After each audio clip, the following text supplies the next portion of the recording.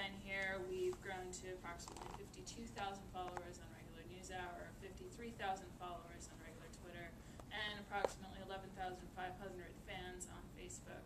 We get site traffic in excess of 30,000 hits per week from Facebook, which is lovely.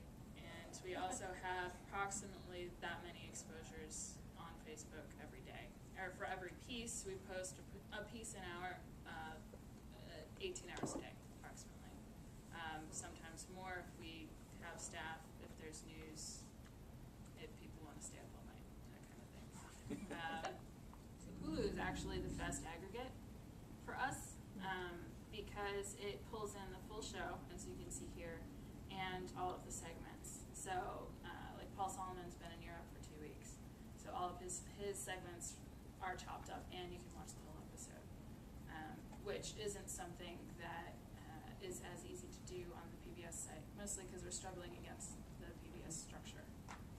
Their site is designed more as a library, less as a breaking news or news site in general. And we are supposed to, as a PBS property or whatever, syndicator, we're supposed to put everything in PBS. And that can complicate some things. At the same time, PBS throws us a ton of traffic because we can use pbs.org and PBS's Twitter and PBS's edited. So just a quick follow-up. So what have you learned through your engagement that is actually affecting the content of what on the show?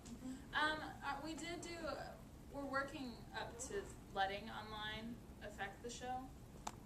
It's still hard to convince broadcasters that that should happen. That said, at one point during the oil spill, we had more people watch online than we did on the air.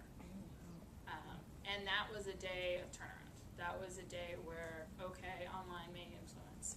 We've done a series of interviews of Jacques Cousteau that are actually, or Jean-Michel Cousteau, excuse me, that are actually... That would be a good trick, though.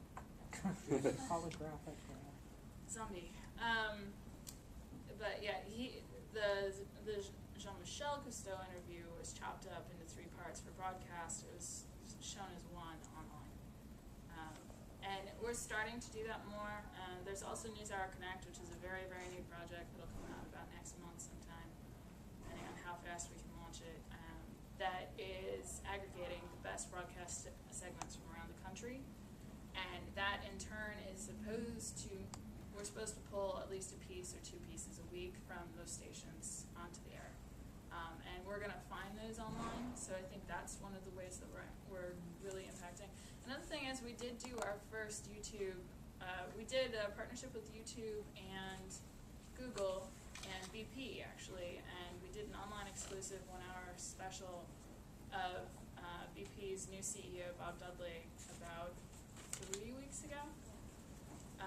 And that was the first time we ever used the studio to do that online, live, and it had a very nice impact, both in terms of us repurposing those resources and actually in getting hits. We had some very nice traffic numbers, which for us is about 35,000 simultaneous views or during the hour.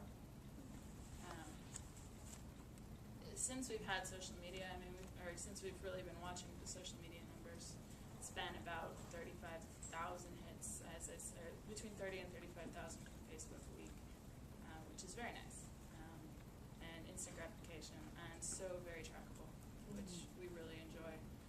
We're going to start